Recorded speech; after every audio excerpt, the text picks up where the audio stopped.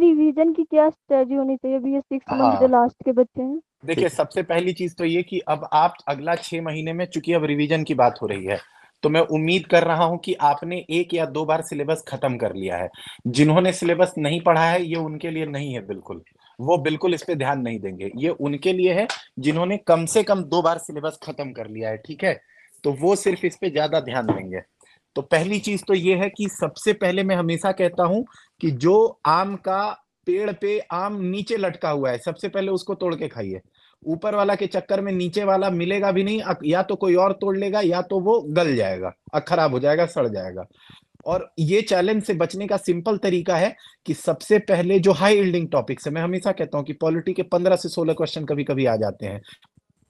का अगर आप पेपर देखे होंगे तो मेरा मेरा तय है, अनुमानतः कम से कम 10+ क्वेश्चन तो आए ही आए होंगे।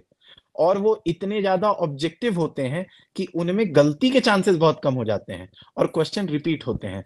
तो रिवीजन सबसे पहले करिए, पॉलिटी पेपर उठाइए। और चूंकि आपने 1 से 2 बार सिलेबस पढ़ लिया है, तो आप जल्दी से उसको अगले 7 से 8 दिन में खत्म करेंगे अलॉन्ग विथ पीवाईक्यूज।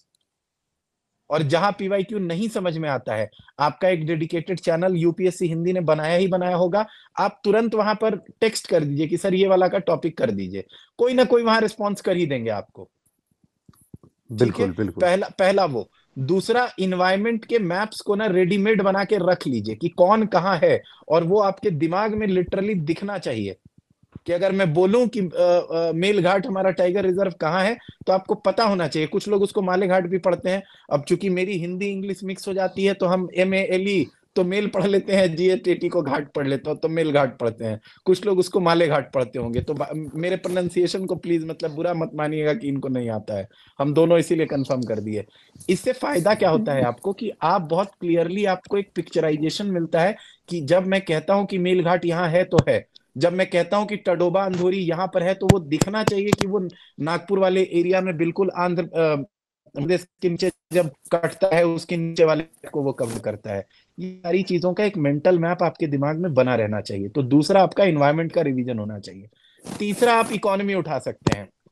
इकोनॉमी इसलिए क्योंकि उसमें भी वेरिएबिलिटी बहुत कम है। इन्फ्लेशन का टॉपिक कभी भी चेंज नहीं होगा।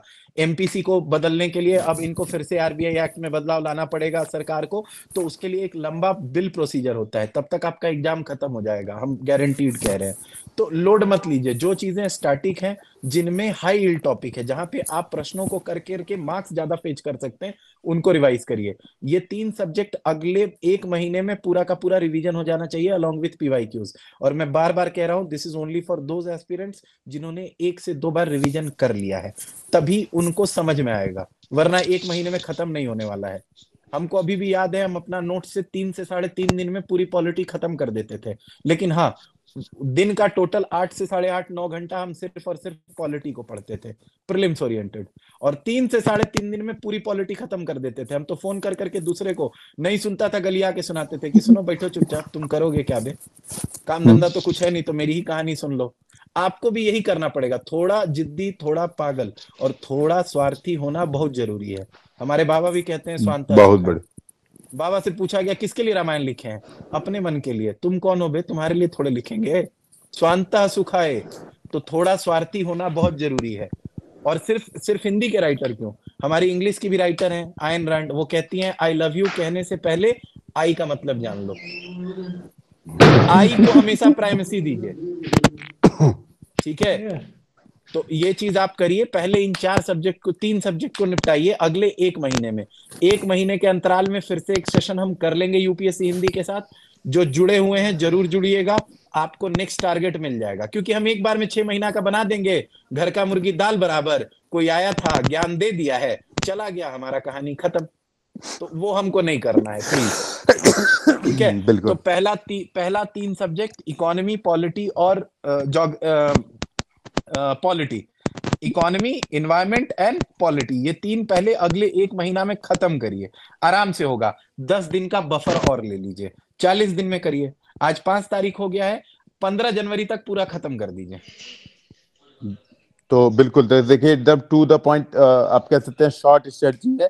और ये बात मतलब बहुत महत्वपूर्ण है। ठीक है, तब तक पांडे जी आप वो पानी पी लीजिए 1 मिनट, है ना, थोड़ा सा गला सूख जाए। नहीं नहीं, ठंडी हो गया पड़ी हो गया। रहेगी, भीषण ठंडी यहाँ पड़ी। बाहर पानी के लिए जानते हैं ना हाल, हॉस्टल रूम में नहीं मिलता है, बाहर जाना पड़ता है, ठीक है। हाँ, तो देखिए, तो मैं वही बात कह रहा हूँ, तो एकदम ये बहुत बहुत स्ट्रिक्ट पॉइंट है कि आप सबसे पहले ना रियलिटी ये समझ के कि 100% कट ऑफ नहीं है, तो 50% है, तो 50% में जैसे बड़े भाई ने बताया कि लो हैंगिंग फ्रूट्स अगर पकड़ लेंगे तो बड़ा फायदेमंद होगा, ठीक है।